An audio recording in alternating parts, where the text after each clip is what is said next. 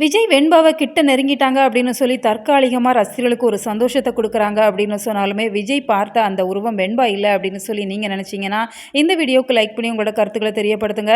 விஜயை பொறுத்த வரைக்கும் சோஷியல் மீடியாவில் அட்வர்டைஸ்மெண்ட் கொடுத்துருக்குறாங்க அப்படிங்கிறதால அவங்களுக்கு தொடர்ந்து கால் பண்ணிகிட்டு இருக்கிறாங்க.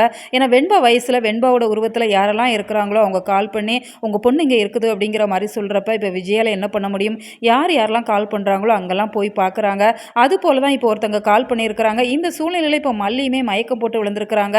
அதனால் ஹாஸ்பிட்டலில் போய் அட்மிட் பண்ணதோடு சரி, நீங்கள் பார்த்துக்கோங்க நான் போயிட்டு வரேன் அப்படிங்கிற மாதிரி சொல்கிறாங்க. ஆனால் நாகுக்கு இதில் சுத்தமாக விருப்பம் இல்லை. எப்படி வெண்பா உங்களுக்கு முக்கியமோ அது போல் மல்லியும் உங்களுக்கு முக்கியம் தானே தம்பி, மல்லியை இந்த நிலைமையில் ஏன் விட்டுட்டு போகிறீங்க அப்படிங்கிற மாதிரி கேட்குறாங்க.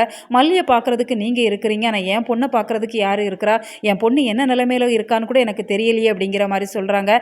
இந்த தருணத்தில் நம்ம விஜய்க்கு சப்போர்ட் பண்ணி தான் ஆகணும். ஏன்னா விஜயை பொறுத்த வரைக்கும் அவங்க சொல்கிறது 100% கரெக்டு தான். மல்லி இப்போ ஹாஸ்பிட்டலில் அட்மிட் பண்ணியிருக்கிறாங்க. நாகு கூட இருந்து நல்லா தான் பார்த்துப்பாங்க.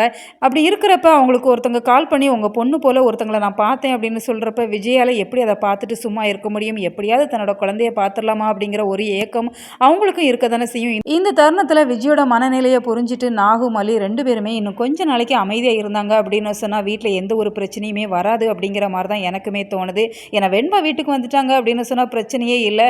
விஜயுமே ரொம்ப ரொம்ப கூலாக ஆயிடுவாங்க. இந்த ஒரு பேசிக் கான்செப்ட் அவங்களுக்கு புரிஞ்சுது அப்படின்னு சொன்னாலுமே அவங்களுக்குள்ள எந்த ஒரு சண்டையுமே வராது.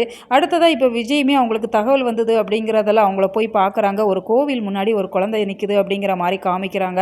அதோட பின் போஸை பார்க்குறவே அவங்க ஒயிட் கலர் ட்ரெஸ் போட்டிருக்கிறாங்க. நம்ம வெண்பா குட்டி ரெட் கலர் ட்ரெஸ்ஸில் இருந்தாங்க அப்படிங்கிறதால நிச்சயமாக அது இல்லை அப்படிங்கிறது நம்மளால் ஓரளவு புரிஞ்சிக்க முடியுது. இதை பார்த்து நிச்சயமாக நம்ம விஜய் ரொம்ப ரொம்ப அப்செட் ஆக தான் செய்வாங்க. அடுத்ததாக இப்போ மல்லிக்குமே என்ன ஆச்சு, இன்னொரு ரிப்போர்ட் வரணும் அப்படிங்கிற மாதிரி டாக்டர் சொல்கிறாங்க அப்படின்னு சொன்னாலுமே மல்லி ப்ரெக்னெண்ட்டாக இருக்கிறாங்க அப்படிங்கிற ஒரு ஹாப்பி நியூஸை தான் சொல்ல போகிறாங்க. இந்த ஹாப்பி நியூஸை தற்சமயமாக நம்ம ரசிகர்கள் கொண்டாட முடியாத ஒரு சூழ்நிலையில் இருந்துட்டு இருக்கிறாங்க. ஏன்னா வெண்பா மட்டும் கிடைச்சிட்டாங்க அப்படின்னு சொன்னால் நிச்சயமாக இந்த ஹாப்பி நியூஸை ரசிகர்கள் ரொம்பவே சூப்பராக என்ஜாய் பண்ணுவாங்க. இருந்தாலுமே நம்ம வெண்பா கூடி சீக்கிரம் வீட்டுக்கு வந்துருவாங்க அப்படின்னு சொல்லி எதிர்பார்க்கலாம். உங்களுக்கு கருத்துக்கள் என்ன அப்படிங்கிறத மறக்காம கமெண்ட் பாக்ஸில் தெரியப்படுத்துங்க.